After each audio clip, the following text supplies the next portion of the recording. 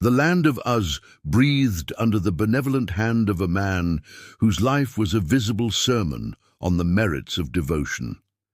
Job was not merely wealthy, he was the undisputed epitome of earthly blessing and divine favor made manifest. His vast flocks dotted the plains like scattered clouds, his fields yielded abundance without fail, and his 10 children formed a cohesive fortress of joyous security around his expansive home. Job's prosperity was complete, but it was his unparalleled integrity that truly set him apart, making him the most righteous man in all the East. Every morning, with meticulous care and fervent prayer, Job sought atonement for his household, offering sacrifices born not of fear, but of an overwhelming desire to maintain spiritual purity before a holy God. His success was, to the world, the undeniable proof that genuine righteousness ensures protection from the vicissitudes and cruelties of the chaotic world. Yet this earthly perfection, so meticulously established and grounded in routine, was under silent, terrifying scrutiny. Far above the dust of Uz, in a dimension inaccessible to human senses and logic, a judgment was being rendered, not of Job's guilt, but of his fidelity. The celestial gathering witnessed the arrival of the adversary, the one who roamed the earth, seeking flaws and vulnerabilities in the fabric of creation. When the Almighty spoke, affirming Job as a uniquely righteous man, the response from the accuser was immediate, cynical, and chillingly pragmatic. It was a calculated question aimed not at Job's character, but at the fundamental nature of devotion itself. Did Job serve God for nothing? The accuser argued that Job's faith was merely the predictable, rational return on investment for the hedges of protection and material blessings surrounding him. Remove the reward, the adversary postulated, and the worship would instantly dissolve into bitter curses. This spiritual wager, hidden from the patriarch enjoying the warmth of his morning sun, became the most profound and shocking challenge leveled against the integrity of human faith in cosmic history. It introduced the terrifying possibility that suffering could exist completely outside the framework of personal demerit, used instead as a tool to test the honor and supremacy of the divine plan. A monumental allowance was granted. The adversary received the power to touch everything Job possessed, to strip away the visible evidences of divine grace, with one sole, devastating restriction. The patriarch's life itself must remain untouched. The consequences of this unseen pact began to ripple instantly across the physical realm. The perfect order of Uz was poised to shatter. The very definition of a blessed life was about to be obliterated by forces unleashed from beyond the veil, commencing a trial by fire designed not to punish, but to prove the enduring, selfless core of human devotion. The sun, which had always shone so brightly on Job's tents, suddenly felt heavy, pregnant with unutterable doom. The air grew still, the calm preceding the storm that would redefine suffering for all generations. Job, unaware, remained entrenched in his routine of gratitude and meticulous piety, completely unprepared to receive the terrible instruction that would soon come, not from a written scroll, but from the brutal, visceral violence of inexplicable, simultaneous loss. The stage was set for the ordeal that would challenge the limits of human understanding and spiritual endurance, forcing a confrontation between earned peace and unmerited pain, a devastating descent into the chaos that proves that even perfect faith must pass through the shadow. The sudden, catastrophic reversal of Job's fortune arrived not as a gradual decline, but as a series of instantaneous, coordinated strikes. Messengers, breathless and terrified, stumbled into his presence one after another, each relaying a new layer of ruin before the previous tale of destruction could even fully register. The reports detailed in brutal succession the annihilation of his livestock by organized bandits, the descent of celestial fire consuming his sheep, And finally, the fierce desert wind that collapsed the structure sheltering all his children, extinguishing their lives in a single, deafening crash.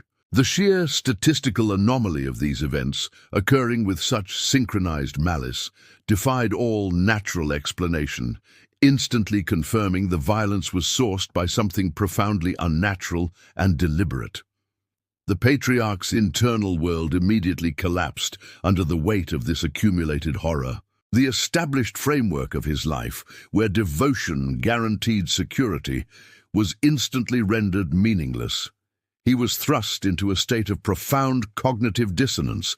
The map of reality he had navigated flawlessly for decades was abruptly replaced by an incomprehensible wilderness of pain. This psychological shock marked the true initiation of his spiritual journey, forcing him to decide if his faith was dependent on his material comfort or rooted in something more resilient. Consequently, in a primeval act of pure, unadorned human grief, Job rejected the impulse toward bitterness. Instead of railing against the heavens, he chose symbolic surrender. He tore his clothing and shaved his head, visible signs of abject mourning that precluded any attempt at stoic denial. He bowed, touching the desolate ground from which he had suddenly sprung forth and to which he was now returning, uttering a quiet, foundational recognition.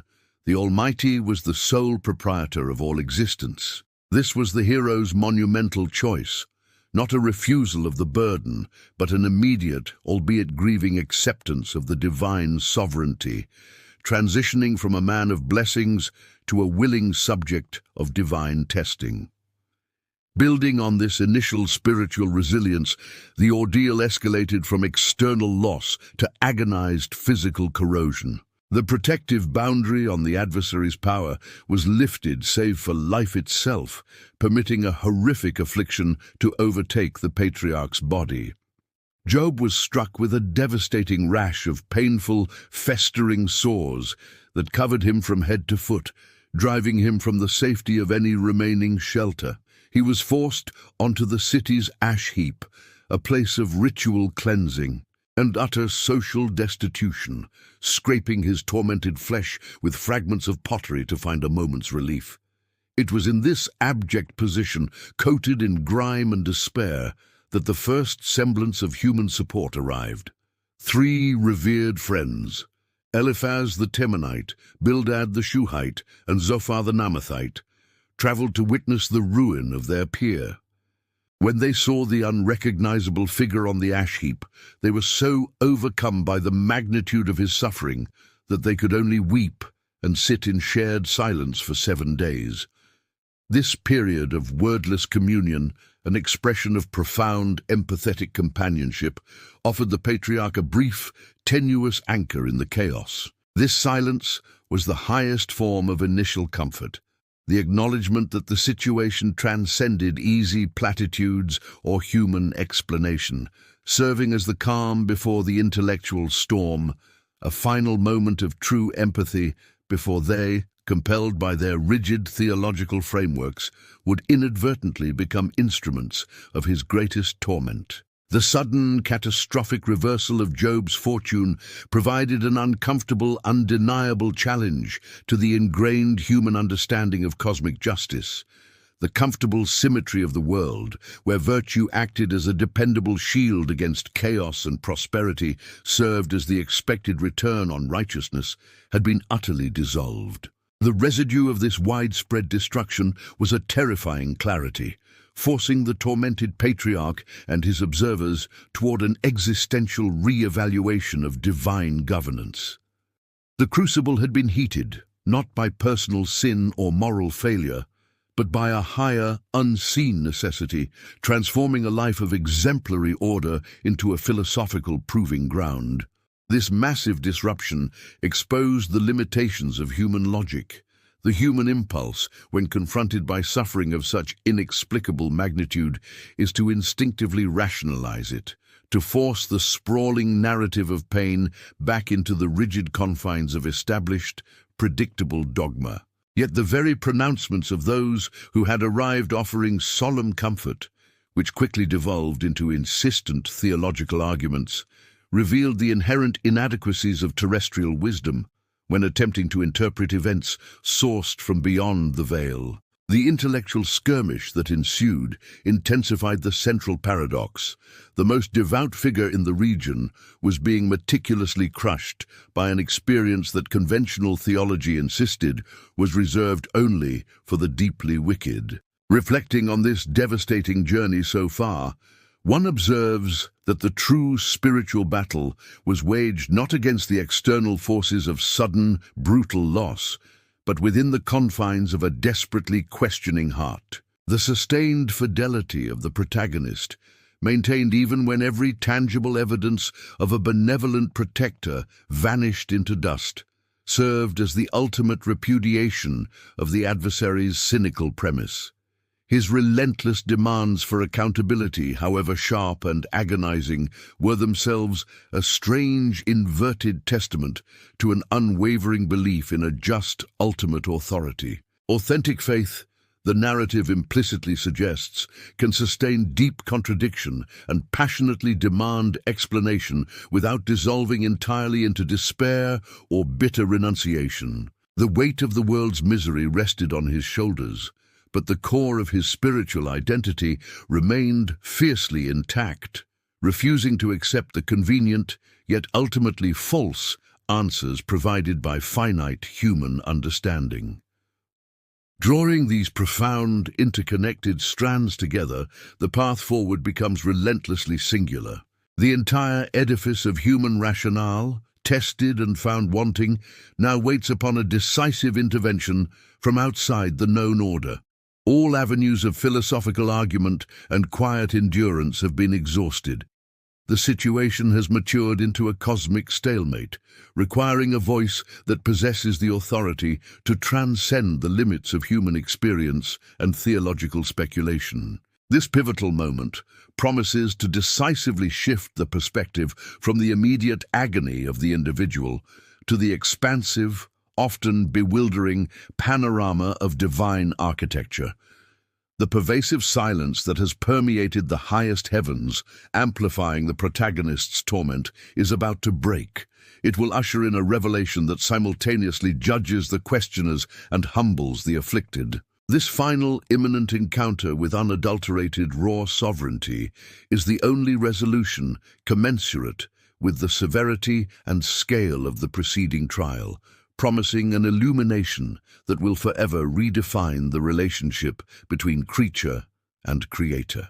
The tempest, long gathering on the spiritual horizon, is finally descending upon the scene of human desolation, ready to deliver a truth that has no parallel in earthly experience.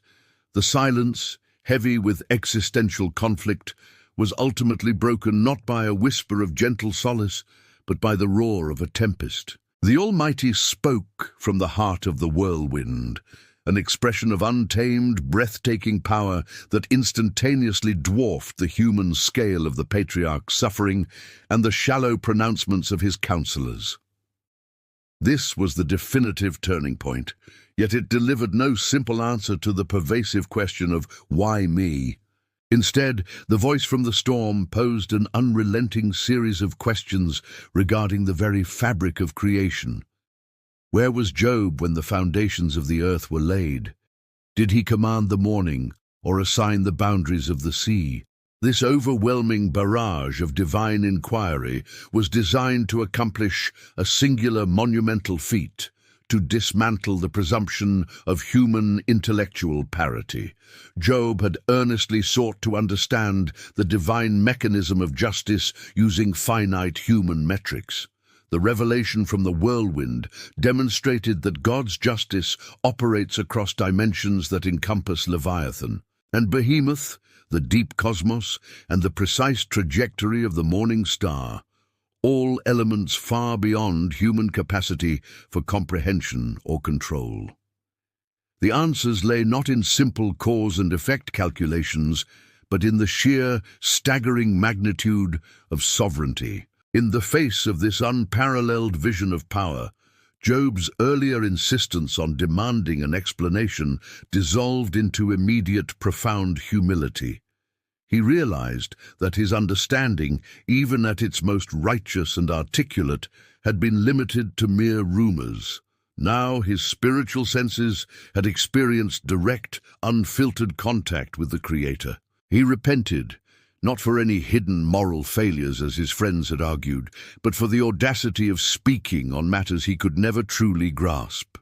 This act of intellectual and spiritual surrender was the ultimate vindication of his core faith, proving that his devotion was not transactional, but rooted in the nature of the divine, regardless of circumstance. Following this powerful, transforming encounter, the narrative pivots to the correction of the theological error promulgated by the friends. The rigid framework that insisted suffering must always be punitive was publicly repudiated. Job, having endured the test and surrendered his right to understand, was now positioned to mediate for his misguided companions. His intercession signaled the return of divine favor, culminating in a restoration that doubled his former material wealth and blessed him with new life and lineage. This final restoration, however, was not merely a return to the initial state. It was a profound amplification of grace built upon deeper knowledge.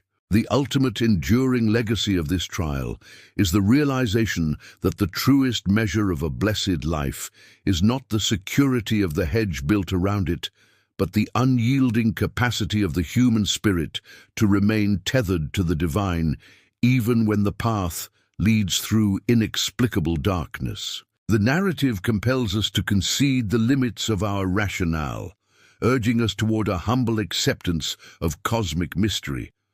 The reward for this journey was not the recovery of possessions, but the possession of God Himself in a deeper, terrifyingly beautiful capacity. The definitive insight from this cosmic challenge is that faith is proven, not in comfort, but in contradiction. It is the spiritual musculature built while sitting in the ashes, struggling with overwhelming questions, yet refusing to relinquish ultimate allegiance. The true practice begins now, not in demanding immediate answers to suffering, but in fostering the radical humility that allows us to find peace in the unsearchable depths of divine power, trusting that even the most destructive storms are held firmly within the confines of an incomprehensible, yet ultimately loving, plan.